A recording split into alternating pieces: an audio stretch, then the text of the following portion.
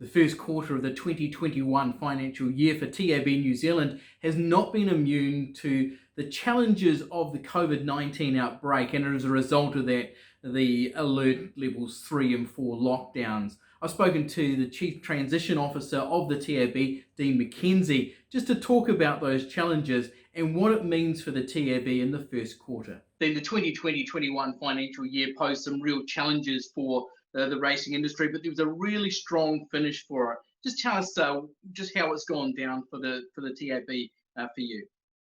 Yeah, well, look, the old glass half full approach, and the last year was a extremely good trading year for TAB, which was great, and it's put us in a good position to kind of manage some of these challenges that we've had. The first couple of months, everyone knows what the country's been through these last 6 weeks, so that has created some problems. There's been some really pleasing aspects of it, account activity, but then of course there's some challenges as well with retail and gaming closed, no domestic racing, and when we don't have domestic racing, the codes can't export their product and generate revenue from offshore on it. So there's some good and bad in there. Dean, what have been the main pinch points as New Zealand's reacted and the industry reacted to alert levels 4 and 3?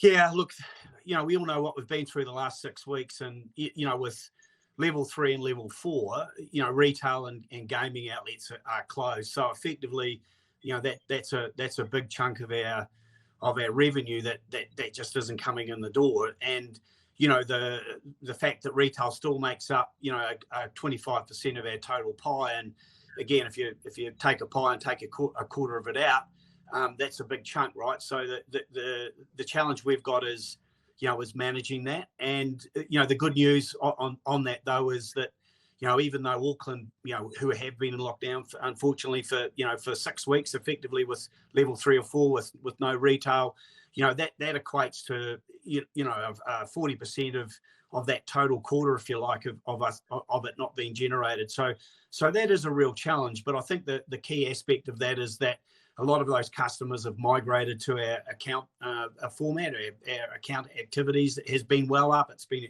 extremely positive. And therefore, as a result of all that, the fact is we're only probably at the end of that, at the end of September, looking around, 3 or 4% behind in gross betting revenue, GBR as they call it, which is actually a really good result considering given the challenges that we've been through. One thing we noticed from the last lockdown, certainly trackside and obviously the offshore, sort of some of those minor sports that really became major sports for the TAB really took hold. We're noticing this time around, even some of the Auckland trackside presenters working from home. What have you noticed around the trackside and then presentation of the sports?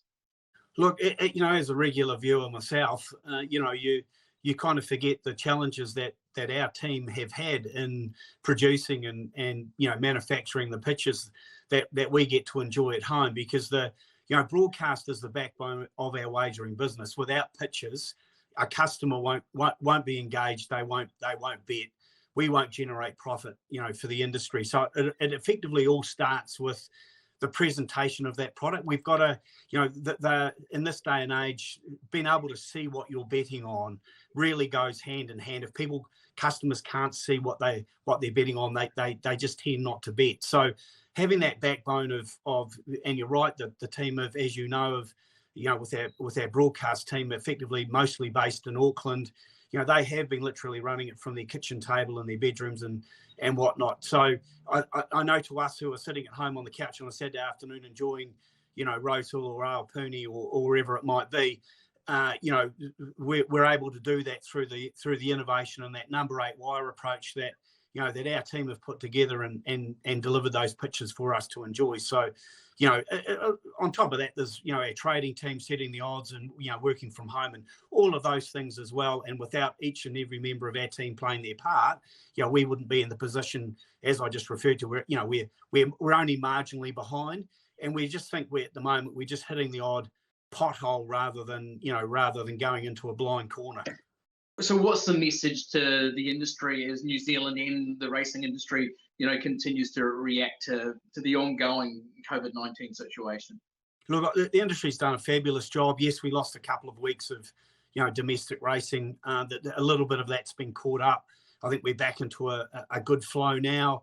The communication and interaction with the codes and our team at the TAB have been really good. We've been able to move meetings, quickly, effectively, so that participants can race their animals and generate some much needed income and revenue. So I think in that respect, the industry have done a really, really good job.